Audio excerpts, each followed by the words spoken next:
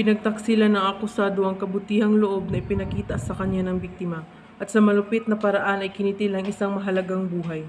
Sa ngalan ng hustisya at mahigpit na batas, hinahatulan ng hukuman ng akusado ng habang buhay na pagkakakulong alinsunod sa seksyon ng Batas Kriminal 250.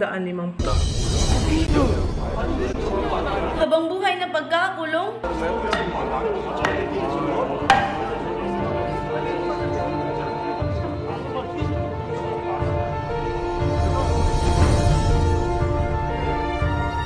Galang-galang na hukom. Wala po akong pinatay. Hindi ako yun. Hindi ito makatarungan. Binibininghan, hindi ito tama. Hindi ito ang pinangako mo. Binibininghan! Binibininghan! Ma! Ma! Ma! Binibininghan! Ma! Yun mo! Ma! Yun mo, hindi ako yun! Mama! 15 taon na ang lumipas. Ang batang lalaki ay nawalan ng ina dahil sa kasong pagpatay. Kailanman ay hindi ako nagdodroga. Galang-galang na. Wala po akong pinatay. Hindi ako yun. Hindi ito makatarungan. Yun mo, hindi ako yun! Hindi ako!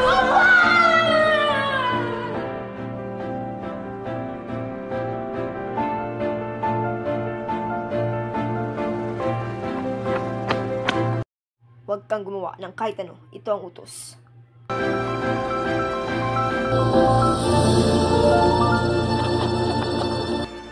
Kumapit ka lang. Palalabasin kita kahit anong mangyari. Sinasabi mo bang papatunayan mong inosente ako? Sa tingin ko, hindi ganyan ang gusto ni Binibinghan. Bago yan, kliyente kita.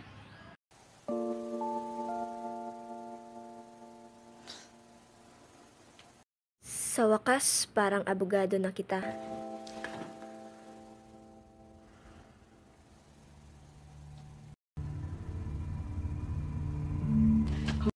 Sir, ang waran sa pag-aresto ay nandito na. Okay. Matapang isang to ah. Tingnan natin kung matapang pa din siya pagkatapos nito.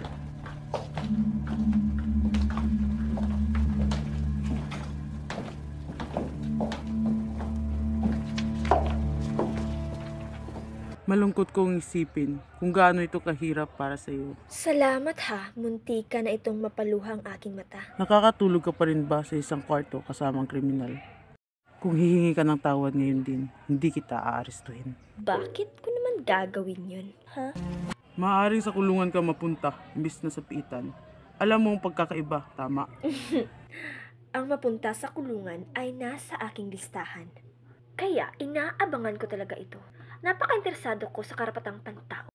At ang kupas na kulay ng aking damit ay babagay sa akin dahil maganda ako. Nabalitaan kong tinakot mong paimbestigahan ng MC Group para lang humingi ako ng tawad? Gumising ka na. Hindi mo kayang galawin ang MC Group ng mag-isa. Wala kang lakas ng loob para gawin yun. Dalasan yung pagdalaw sa akin, ha? Tara na.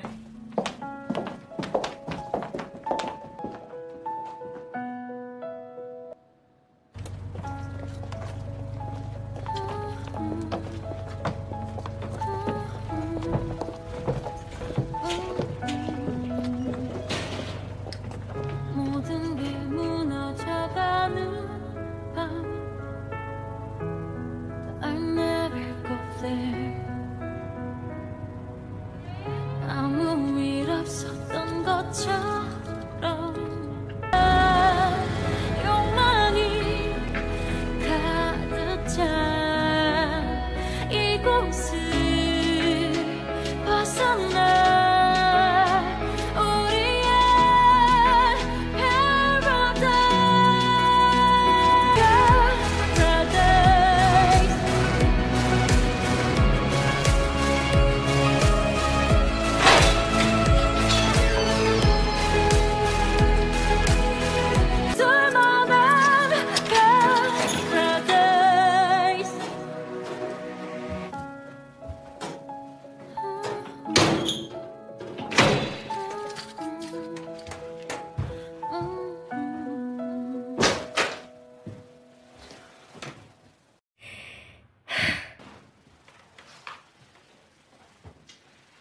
Tiningnan ko na kayong lahat bago pa ako pumasok dito. Magsasalita ako ng komportable dahil akong nakakatanda.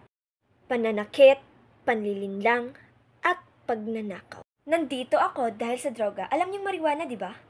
Hayaan niyong formal kong ipakilala ang aking sarili. Ako si Musuki, nakatira ako sa state ng 15 taon at kababalik ko lang rito.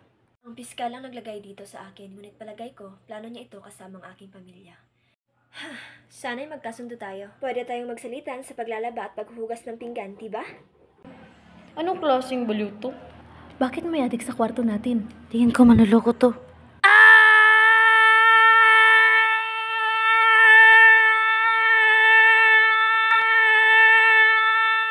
Tahimik! Guardia! May tupak siya! Guardia!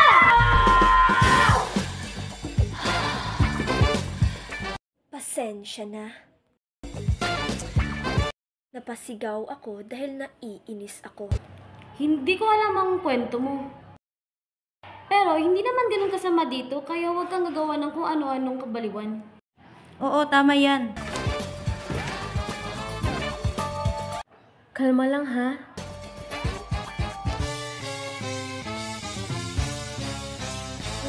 Pasensya na. Allergic kasi ako sa beans eh. Ang tao dito may pinagdaan ng kwento pero nakakaraos din. Lakasan mo lang ang loob mo, okay? Kaya mo yan. Inaresto ako sa korte dahil sa hindi pagbabayad ng multa at dinala ako rito ng sapilitan. Hindi ko nga alam kung ano nangyari sa anak ko. Umiiyak siya gabi-gabi dahil namamaga ang dibdib niya. 20 taon akong kinasuhan ng kaibigan ko dahil sa $100. Pati ang hukom natawa. Hay, peste talagang pera yan. Nandito ako dahil din sa pera. Wala ka ring pera para pambayad ng multa? Hindi. Marami kasi ako nun. Yun ang problema. Magkano? 100,000? 1,000,000? Sa tingin ko, nasa trilyon kung pagsamasamahin lahat. Akala ko gangster lang siya, pero manluloko din pala. Bakit ka nandito kung mayaman ka nga tulad ng sinasabi mo? Seryoso?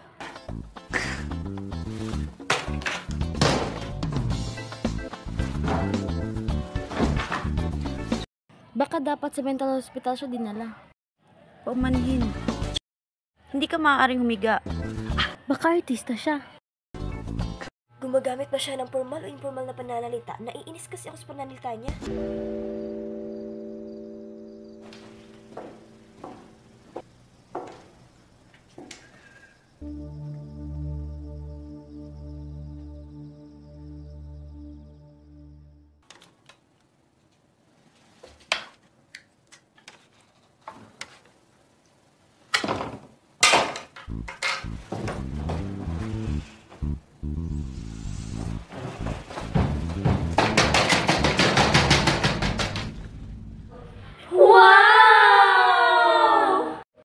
Crispy pata! Pizza! At lahat-lahat! Ang galing mo! Maraming salamat! Makapangyarihan ka talaga! Salamat!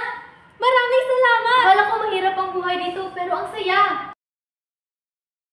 Salamat! Salamat! Ang sarap talaga. Salamat. Sige, kain!